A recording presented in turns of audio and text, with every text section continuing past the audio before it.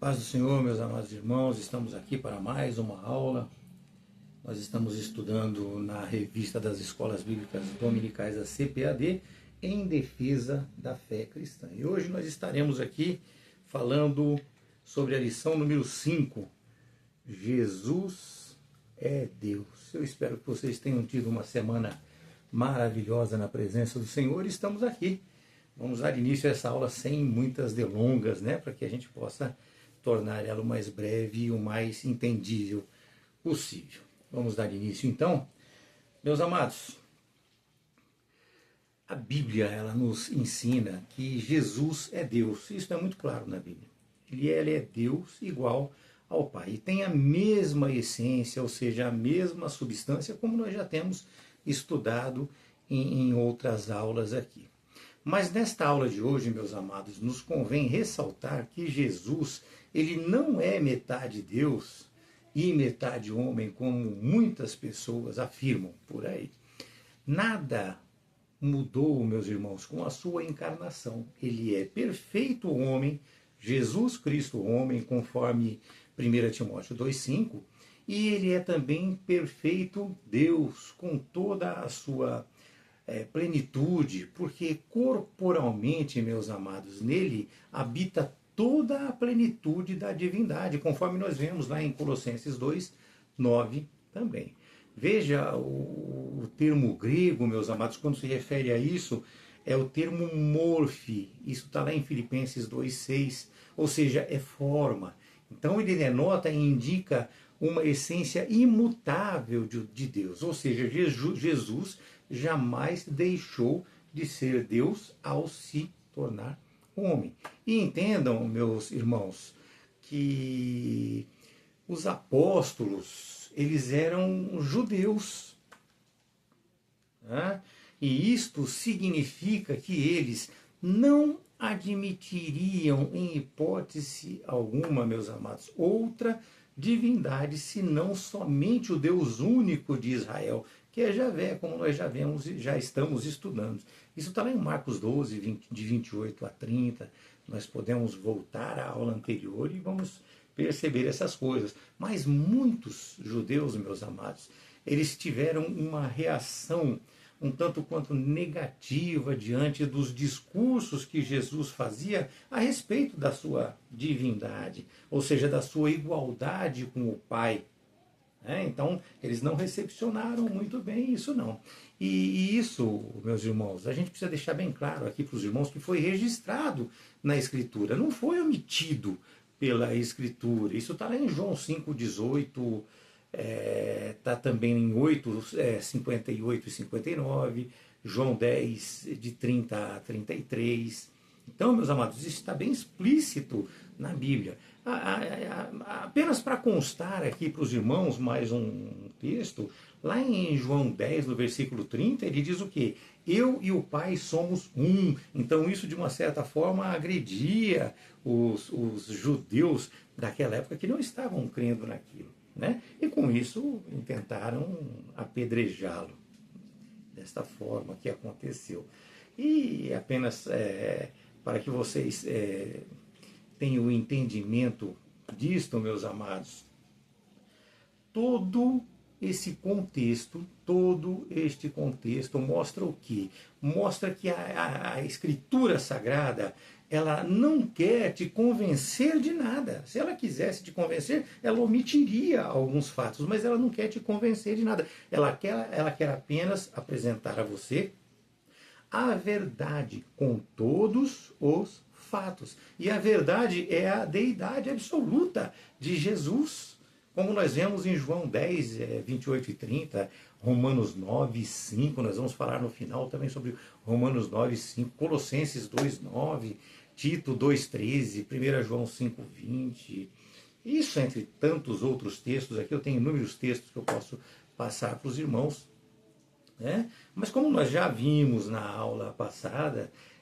meus irmãos, ele recebe os mesmos nomes de Deus, como Javé dos exércitos. Nós falamos sobre isso na aula passada. E assim, ele revela a sua divindade e igualdade com o Pai em todos os seus atributos incomunicáveis. Isso fica muito claro. O apóstolo João, meus irmãos, ele era judeu, todos nós sabemos disso, e ele era monoteísta, e ele coloca o verbo, ele apresenta o verbo em seu evangelho, ele apresenta o verbo Jesus dentro da divindade dos seus antepassados. Nós não podemos esquecer isso. Porém, no prólogo, ele descreve o verbo com todos os atributos da deidade, ou seja, homem, Deus. E é isto que nós veremos hoje, que Jesus, ele é de fato Deus. E nós conheceremos também nesta aula as heresias que atacam esses fatos e atacam de uma maneira até desproporcional, porque eles falam e não dão direito à defesa, eles trazem para pessoas indoutas que não têm muito conhecimento e as convencem. É dessa maneira. O texto sugerido para a nossa aula de hoje, meus amados, está em João 1, de 1 a 4 e de 9 a 14. Amém? Então esse é o texto. Não vou ler o texto, mas durante a nossa exposição, durante a síntese que nós faremos aqui, nós com certeza mencionaremos esse texto e nós entenderemos todo o contexto dele. E o nosso primeiro assunto desta aula de hoje fala sobre a divindade de Jesus. Sobre a divindade de Jesus, meus amados. Isso é, como nós já temos falado, é um fato bíblico revelado. E ele é revelado de 3 maneiras e formas diretas também. Ali, quando João fala em 1 João, ali, quando João, no seu Evangelho de João, no seu primeiro capítulo, no versículo 1, diz que o verbo era Deus, tá? Ele fala ali pelos seus atributos divinos, ou seja, a onipotência que nós podemos ver também em Apocalipse 1:8, ele fala sobre a onisciência também ali em João 12:17, ele fala sobre a onipresença lá em Mateus 28:20 e também sobre a eternidade, né? Lá em Hebreus 13:8. É um contexto muito lindo da gente, né? A gente precisa, quando fala dele, a gente precisa imaginar ele na nossa mente. Precisamos pensar verdadeiramente a respeito disso.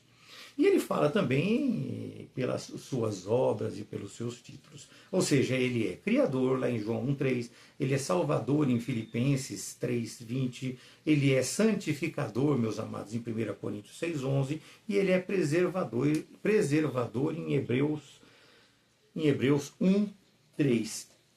Mas tem muitos outros versículos mesmo, que revelam a Jesus Cristo como Deus e Senhor. E é nisso que nós precisamos estar bem atentos. Eu vou apresentar alguns durante essa aula, mas tem muitos outros, meus amados. É o caso de Isaías 9:6, né, que ele diz, porque para nós um menino é nascido, para nós um filho é dado. Nós já falamos sobre isso na aula passada também. O governo estará sobre os seus ombros e o seu nome será chamado Maravilhoso, Conselheiro, Deus Forte, Pai Eterno, e não podemos nos esquecer de Príncipe da Paz. É isso que distingue, não é verdade? Jeremias também, podemos falar aqui de Jeremias também, Jeremias 25, versículos 5 e 6. Eis que os dias vêm e o Senhor, em que eu levantarei para Davi um renovo justo, um rei reinará e prosperará, ele executará juízo e justiça na terra. Quem está fazendo isso?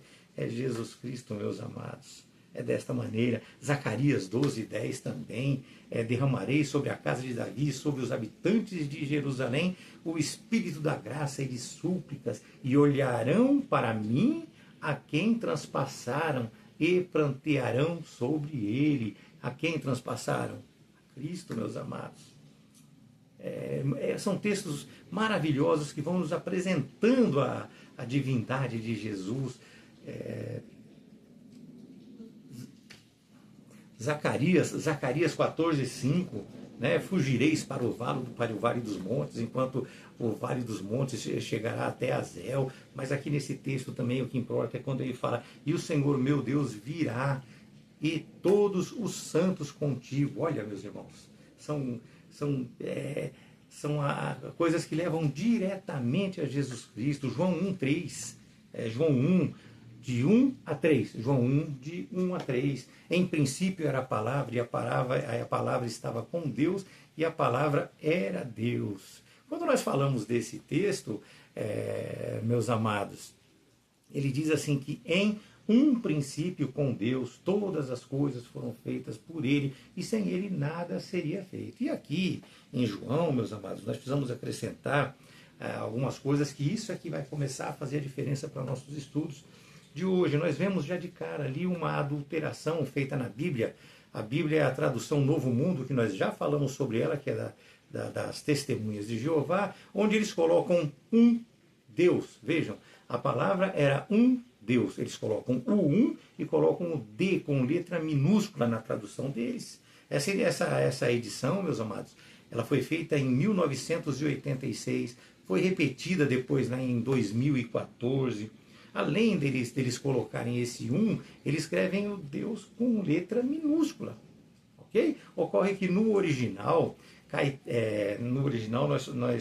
nós temos Kaitel Hos Logos, ou seja, e o verbo era Deus.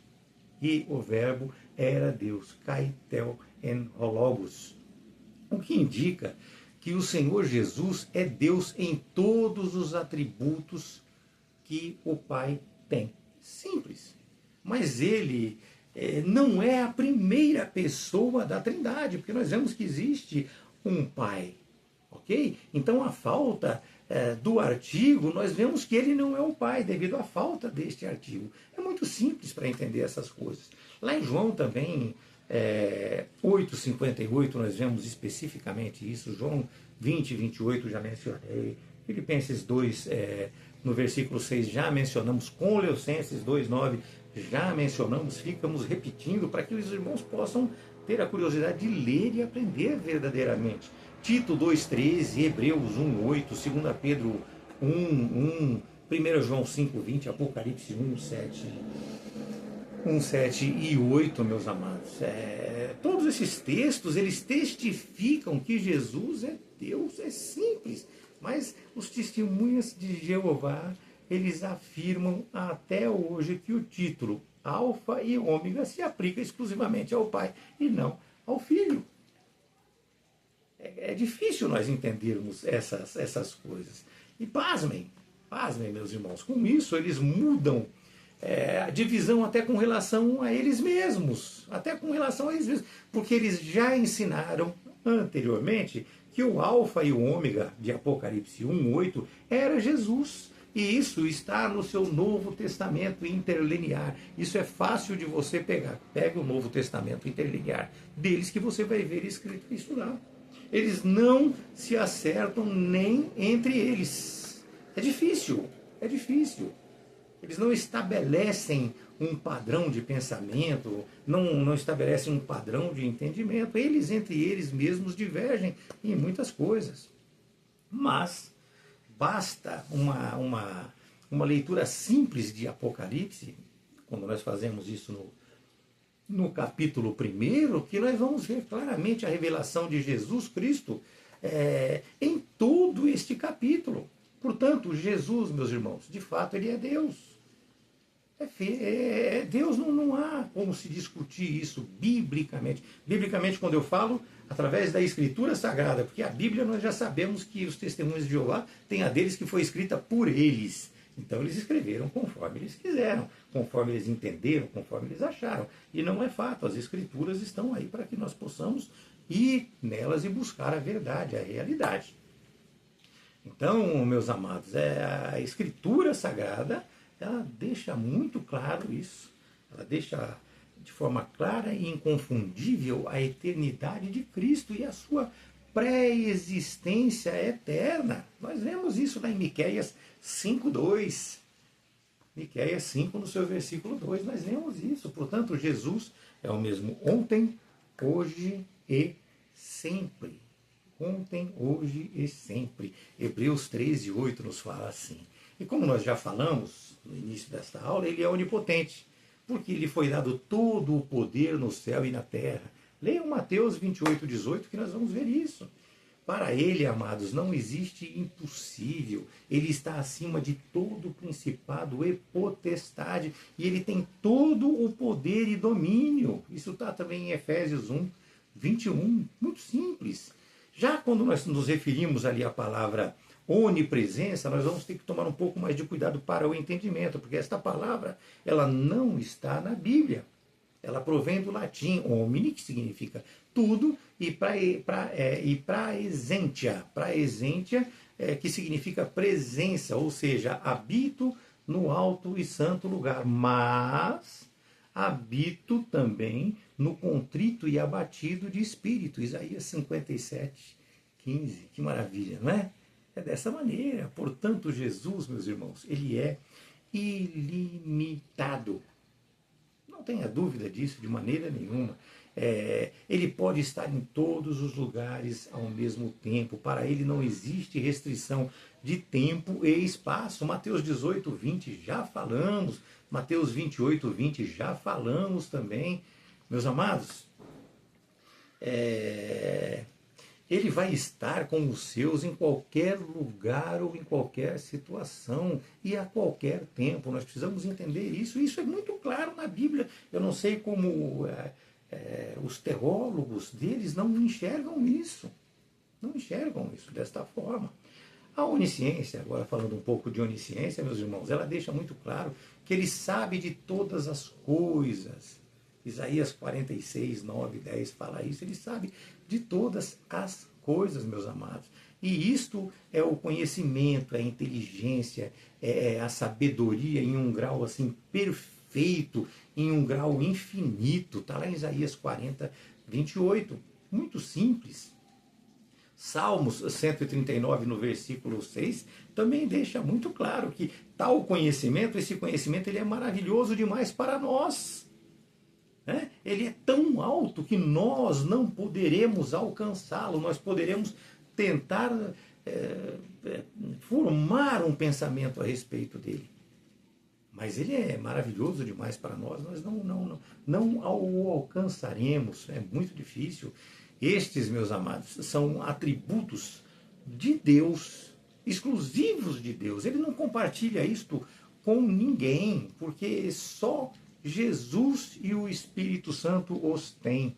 Portanto, eles são os mesmos, ou eles são o mesmo Deus. Desculpem a maneira como eu me expressei. Portanto, eles são o mesmo Deus, porque eles têm esses atributos. Se ele não compartilha, é somente ele que tem. Então, nosso Senhor Jesus Cristo e o Espírito Santo são o mesmo Deus.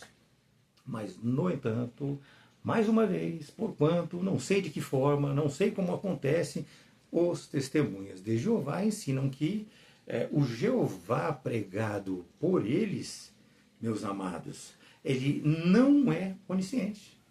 Não é onisciente. Mesmo declarado na Escritura Sagrada que Jesus viu, Jesus enquanto carne ali, ele viu, enquanto ele era carne. Então Jesus estava com os pés sobre esta terra e ali mostra o que ele viu. Ali é Natanael, embaixo da figueira. Isso está lá em João 1, 47 e 48. Como contestar uma palavra desta? Mesmo quando no mar também ele viu que dentro daquele peixe existia a moedinha e para que o Pedro iria lançar o anzol e pegar aquele peixe, e com aquele dinheiro ele ia pagar o imposto deles. Mateus 17, 27. É incrível, é difícil não entender essas coisas. Em João 2, 24 e 25 também, meus amados, que diz que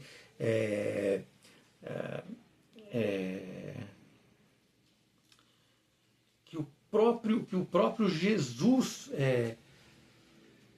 lá em João, deixa eu buscar aqui, sim, em João 2, 24 e 25, que diz que mais o próprio Jesus não se confiava a eles. Jesus não se confiava a eles, porque ele conhecia todos os homens e não necessitava de que alguém lhe desse testemunho do homem, porque ele conhecia o que havia dentro do coração do homem. Vocês entenderam? Então, é isso, meus amados. Quando João também, lá em em João 4, 17, 18, quando ele sabia sobre aquela mulher samaritana, que ela havia possuído 5 maridos.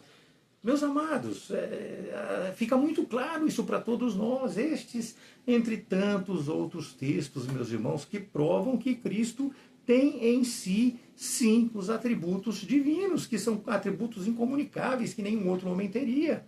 Vemos claramente que eles estão, meus amados, cegos para a verdade de Cristo. Nós poderíamos ficar aqui expondo para os irmãos por bastante tempo e bastante fatos, bastante versículos, mas não há necessidade. Vamos seguir para o segundo assunto, porque senão ela acaba ficando muito longa e não é o que nós queremos hoje. O segundo assunto fala sobre a heresia que nega a divindade de Jesus.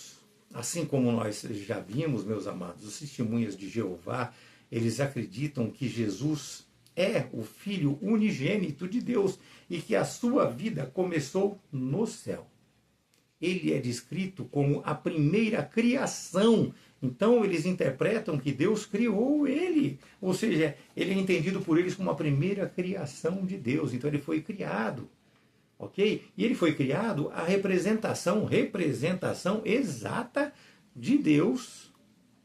Tá? Mas acredita-se também que ele seja uma entidade separada e não parte da Trindade, porque eles acreditam que ele foi criado. Entendam isto. Entendam isso.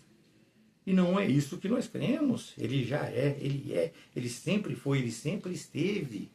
Ele é Deus, meus amados. Ele é Deus. Nós falaremos aqui também, hoje, já vamos começar até a expressar sobre isso, né? Sobre os monarquistas dinâmicos, monarquianistas dinâmicos. Às vezes eu vou no embalo e acabo falando a palavra errada. São os monarquianistas dinâmicos. Eles foram mencionados também na nossa aula passada. Eles foram chamados também de adocionistas, né? Ou seja, foram aqueles que foram combatidos por Tertuliano, como nós já vimos na aula anterior. E eles ensinavam que o homem Jesus, ele foi adotado, ou seja, ele é filho natural de Maria, com José, e que ele recebeu do Espírito Santo ou Logos lá no seu batismo, no Jordão, como nós explicamos na aula passada, poderes. Então eles explicam e ensinam este relacionamento com Jesus, mas eles não entendem e não falam que ele é Deus. Daí o nome deles, né? Adocionistas, ou seja, ele parece ser Deus, mas ele não é Deus. Eles dizem que com o seu batismo ele recebeu poder, recebeu forças do Espírito Santo. Eles consideravam ele, né, como um homem que nasceu de uma virgem de vida santa e sobre quem desceu o Espírito Santo. E assim como Teodoro, eles rejeitavam, meus amados, qualquer poder divino sobre Jesus. Qualquer poder divino sobre Jesus. Embora, entretanto, porém, né, vamos dizer assim, alguns entendam que ele se tornou divino em sua rejeição. Podemos dizer dessa forma. Alguns entendam que ele se tornou divino depois da sua ressurreição. A grande maioria, porém, ela diz que Jesus não passava de um homem comum, meus amados. Ele não passava de um homem comum. Todos estes, meus irmãos, foram excomungados pela igreja primitiva. Todos eles foram excomungados pela igreja primitiva. Houveram 3 sínodos ocorridos entre 264 e 269 depois de Cristo. E nesse último, todos eles foram excomungados, né? O que ocorre também, meus amados, é que durante esses debates, e esses debates também trouxeram e apresentaram ali muitas controvérsias que foram polarizadas. A princípio, essas controvérsias surgiram entre Ário, que era um presbítero da igreja, de dentro da igreja, um presbítero de dentro da igreja, e Alexandre, o Alexandre, ele era um bispo da Alexandria. E o assunto acabou desta forma, devido a esse atrito entre eles aí, sendo levado ao concílio de Nicéia. Devido a eles não entrarem em acordo, houve o concílio de Nicéia. E o arianismo, meus amados, quando surgiu, surgiu justamente com esse Ário.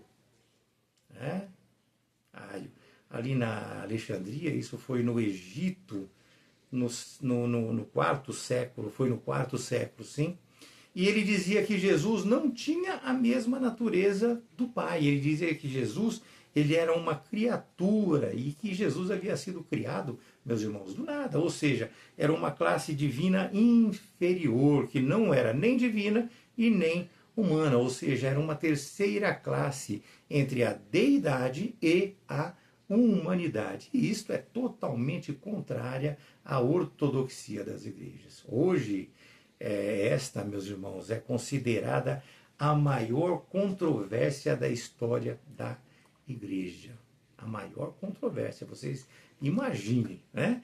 Ário, meus irmãos, ele vem da escola lá do monarquianismo dinâmico, lá atrás, como nós falamos, do século II, que nega o que? A divindade de Jesus, que foi tudo que nós mencionamos nas nossas aulas anteriores. E assim, Ário nega a eternidade de Jesus. Mas ele defendia, sim, a sua existência.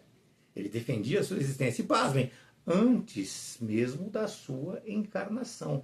Como creem as testemunhas de Jeová, da mesma forma. Com isto, eles buscavam que a igreja deixasse de adorar a Jesus, ou, segundo eles, deixar de adorar um ser criado. É desta forma que eles entendem. Este conflito, meus irmãos, se tornou público, um escândalo. E Ário foi, por fim, deposto, né, de suas funções na igreja, como nós já falamos. Os lobos, eles estão, muitas vezes, em nosso meio aqui, junto conosco, né? Ele, meus amados, não aceitou as sanções e assim ocorreram muitos protestos nas ruas, feitos pelos seus partidários, né? E quem concordava com ele, eles marchavam pelas ruas, começaram a fazer escândalo. E com isso, o imperador Constantino, na época, preocupado com o seu governo e com a divisão de opinião que estava acontecendo ali dentro da igreja, ele convocou este concílio, que foi denominado Concílio de Nicéia, com cerca ali de 300 bispos. Né? Este foi considerado o primeiro concílio ecumênico da história, onde, após serem expostas todas as questões e divergências, decidiram usar o já conhecido Credo de Cesareia. E assim ocorreu,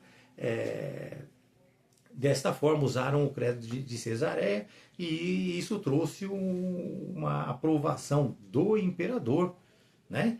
Então, ali foi acrescentada, o imperador aprovou isso tudo e foi acrescentado ali a palavra homousios. Nós já mencionamos nas aulas anteriores, que significa a mesma substância, como nós já estudamos também nas aulas anteriores. Uma aula complementa a outra, nós precisamos entender desta forma. E assim, o Credo de Cesareia tornou-se o Credo de Niceno, onde dos 300 bispos que ali haviam, somente 2, meus amados, não assinaram. Somente 2 não assinaram. Este credo faz os seus efeitos até hoje. Ele é muito conhecido e é usado na Igreja Católica, né? Quem veio da Igreja Católica sabe, e os católicos também, com certeza. É aquele credo: creio em Deus Pai Todo-Poderoso, Criador do céu e da terra, e de todas as coisas visíveis e invisíveis. Creio em um só Senhor, Jesus Cristo, Filho unigênito de Deus, nascido do Pai, antes de todos os séculos, Deus de Deus, luz de luz, luz da luz, e Deus verdadeiro de Deus verdadeiro. Mas eu não vou trazer ele inteiro para vocês, que ele é muito longo. Mas o que nós precisamos entender desse credo, que se fala sempre dele, inclusive hoje em dia na Igreja Católica, que com tudo isso, meus amados, fica muito claro por que a nossa confissão de fé das Assembleias de Deus. Por quê? Porque como ela foi preparada, como ela foi como ela foi feita. Então ela foi feita exatamente como apresenta e traz a Escritura. Então nós cremos na encarnação de Jesus Cristo, o Filho unigênito de Deus. Nós cremos no seu nascimento virginal, meus amados. Nós cremos também na sua morte vicária e expiatória, para nos livrar, para nos resgatar. Nós cremos também na ressurreição de Jesus Cristo, cremos na sua ascensão aos céus, meus amados. Nós cremos na justificação feita pela fé em Jesus Cristo e cremos também na salvação como a obra de Jesus Cristo para as nossas vidas. Agora, pasmem, meus irmãos, pasmem. Com o tempo, olha o que aconteceu, vejam bem, com o tempo, Eusébio de Nicéia, ele acabou influenciando ali o imperador Constantino, que no fim da sua vida mudou o seu posicionamento com relação ao arianismo. Ou seja, foi em 325 o Concílio de Nicéia, em 336, ou seja, 11 anos depois, já quando ele morreu, assumiram seus 3 filhos, e aí virou uma controvérsia absurda, e a história é uma história muito grande, então é melhor nós não mencionarmos, fica aqui só para vocês entenderem que depois virou aquele absurdo novamente, começou novamente essas coisas. Mas vamos lá, vamos para o terceiro assunto, porque senão eu teria que entrar com a história desse fato, para que nós cheguemos ao terceiro assunto. Então nós vamos parar por aí dizendo que houve esse problema, né, que o Eusébio de Nicomédia acabou influenciando Constantino, e próximo à sua morte em 325, 336 foi quando ele morreu. Aí ali os seus 3 filhos assumiram e os 3 reinaram, e por fim morreram os outros 2, ficou só um. Meus amados, é uma história muito grande. Então nós vamos para o terceiro assunto, que vai trazer um contexto geral o que nós estamos buscando explicar para os irmãos hoje. O terceiro assunto fala sobre as implicações do arianismo na nossa atualidade, na atualidade que nós vivemos hoje. E assim nós temos fatalmente que voltar, meus amados, aos seus representantes de hoje, ou seja, as testemunhas de Jeová, porque o Jesus deles não é o mesmo da Escritura, conforme 2 Coríntios 11:14, nós já vimos isso. Eles creem, inclusive, meus amados, que Jesus é igual ao maligno, é um ser criado, enquanto a Escritura ensina que ele é igual ao Pai. João 5:18, João 14:9, eles creem, meus amados, que inclusive que Jesus é o Abdom, o destruidor, de Apocalipse 9:11. Se vocês precisarem, eu mando esse material escrito através deles mesmos para vocês. Tá? Agora, a Escritura fala totalmente o contrário. A Escritura ensina que ele é o Criador, João 1:3, Colossenses 1:16. Como nós já falamos, meus amados, segundo eles, Jesus se tornou o Cristo no batismo, e ao ser crucificado e morto, ele perdeu todo o seu poder. Porém, como nós sabemos, Jesus já nasceu Cristo e Senhor. Está lá em Lucas 2:11. Ele é verdadeiro Deus e verdadeiro homem, como nós já vimos nas nossas lições anteriores. Mas os arianistas de hoje só mostram o seu lado humano, omitindo a sua divindade. Eles utilizam, meus irmãos, passagens selecionadas para comprometer a verdadeira identidade de Cristo. E com isto, eles buscam o quê? Persuadir o povo indouto de que Jesus não é Deus, de que Jesus ele é inferior ao Pai. Irmãos, são várias passagens, já falamos algumas, não vamos falar todas, mas eu as tenho aqui para passar, se necessário, a todos os irmãos. Ok? Vamos tentar resumir alguma coisa aqui para os irmãos. Mateus 24:36, no seu contexto, meus amados, ele fala que naquele dia e hora nenhum homem sabe, nem os anjos do céu, mas unicamente o Pai. Eles usam isso contra o próprio Cristo. Está lá em Mateus 13:32. A resposta para isso, meus irmãos, é simples. Eles falam que se só quem sabe o Pai é porque ele é um outro Deus, de um Deus inferior, porque ele não sabe. Mas a resposta para isso, meus amados, é muito simples. Ele falava como homem para homens, sobre um assunto que não cabia aos homens. É simples. Temos também ali João 14, 28, que diz assim: ouvistes o que eu vos disse? Eu vou e voltarei a vós. Se me amasseis, alegrar-vos-vieis. Por eu ter dito, eu vou para o Pai, porque o meu Pai é maior do que eu. Ele fala que o Pai é maior do que ele, sim. Então, com isso, eles alegam que Jesus é menor ou inferior ao Pai. Portanto, ele não poderia ser Deus, segundo eles. E a este versículo, eles se apegam também, os muçulmanos se apegam também a este versículo, meus amados. Da mesma forma, a resposta também é muito simples, ela está no fato de que isso aí é uma questão de função e não uma questão de natureza. Jesus, meus irmãos, ele tornou-se homem e assim ele assumiu voluntariamente esta submissão ao Pai. João 5,30, eu não posso fazer nada por mim mesmo. Como eu ouço, eu julgo, e o meu juízo é justo, porque não busco, meus irmãos, a minha própria vontade, mas a vontade do Pai que me enviou. Simples. Veja aqui, sobre a falsificação. Veja, fica muito claro, meus amados, em um outro texto aqui, uma falsificação do texto. O escrito original de João 1,18 nenhum homem viu a Deus em qualquer momento. O Filho unigênito que está no seio do Pai, ele declarou. O Filho unigênito, prestem atenção. Na Bíblia deles está escrito assim: nenhum homem jamais viu a Deus. O Deus unigênito com D minúsculo, o Deus unigênito com D minúsculo, que está ao lado do Pai, é que o revelou. Um Deus minúsculo, um Deus que não é Deus, um falso Deus. É dessa maneira. Também lá em João 1, no princípio era a palavra, e a palavra estava com Deus, e a palavra era um Deus, escrito um e escrito com D minúsculo também, lá em João 1. Isso aqui está na Bíblia deles. Eles utilizam também o texto de João 17,3 para poder alegar em tantas coisas. Quando fala isto é a vida eterna, que eles conheçam a Ti, o único Deus verdadeiro, e a Jesus Cristo, a quem Tu enviaste. É dessa maneira. Tu enviaste. Então, Deus enviou Jesus Cristo. Sim, Ele enviou, claro, mas eles interpretam isso levando Ele a ser um Deus menor, um Deus mandado, um Deus com D minúsculo, um suposto Deus mandado.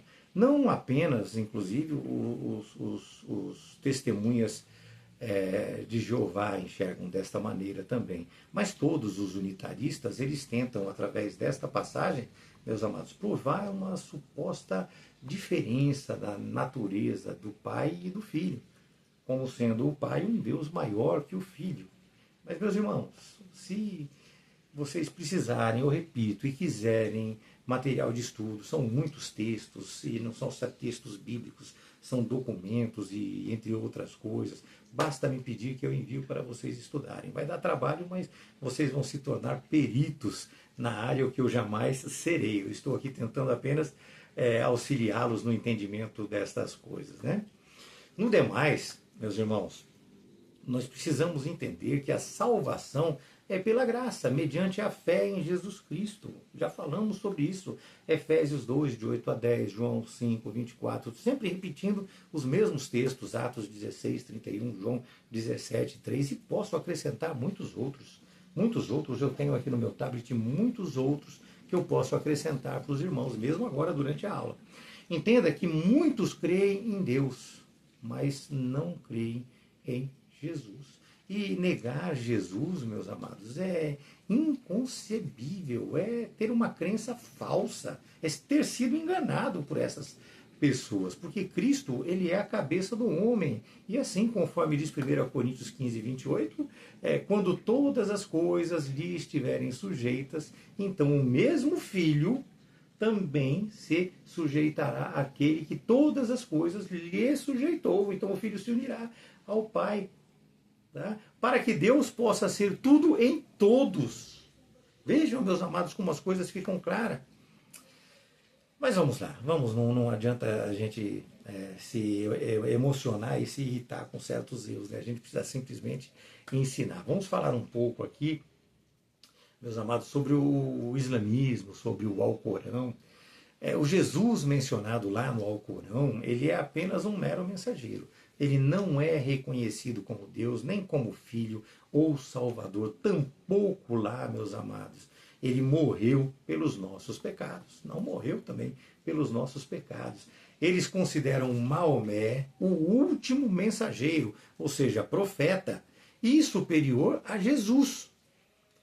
Tá? Alguns eruditos, alguns não, os eruditos, né, islâmicos, eles dizem que Maomé, ele ouviu de certos cristãos sobre a existência de 3 deuses, com D minúsculo, ou seja, o Deus com D maiúsculo, Jesus e sobre Maria. São 3 deuses, né? Ele ouviu falar sobre isso, sobre esses 3 deuses, Deus, Jesus e Maria. Entretanto, a história conta que os seus ensinos não vieram atrás proveniente ali desses eruditos, exatamente. Eles vieram de suas próprias mulheres, esses ensinos. Ele ouviu as suas mulheres. Ele era polígamo, né, para que fique claro para os irmãos. E algumas de suas mulheres, elas eram de origem judaico-cristã, e muitas acabaram ali por influenciar a ele. Amados, os ensinos deste profeta, entre outros, tiveram um importante papel no Islã. O Alcorão afirma ser blasfêmia crer que Jesus é filho de Deus, devido à necessidade, vejam bem, da relação sexual para o nascimento em carne, o que implicaria em uma conjunção carnal entre Deus e Maria. E, meus amados, se fosse dessa forma, nós também estaríamos refutando, mas não é desta forma que aconteceu, não foi desta forma. Concordam comigo? Não foi. Ele foi gerado pela ação do Espírito Santo, conforme está lá em João 8,42. Disse-lhe, pois, Jesus, se Deus fosse o vosso Pai, vós me amaríeis, pois que eu procedo e vim de Deus. Eu procedo e vim de Deus. Eu não vim de mim mesmo. Ele me enviou. Ele não me fez, ele me enviou. Mateus 1, 18 a 20, Lucas 1, 34, 35. O contexto geral bíblico leva a esse entendimento que nós estamos passando para os irmãos. Amados, a divindade de Jesus, ela fica muito clara na Escritura, assim como também a do Pai e o Espírito Santo. Ele é, ok? Assim como o Pai é, o Espírito Santo é, Jesus também é. E embora todas as controvérsias e tentativas de desqualificar as Escrituras sagradas com desvios de entendimento e posicionamentos inadequados, equivocados, não há a menor possibilidade de dúvidas quanto à divindade de Jesus. Romanos 9, 5 diz assim, dos quais são os pais, e dos quais, segundo a carne, veio Cristo, que é sobre todos, Deus bendito para sempre. Amém?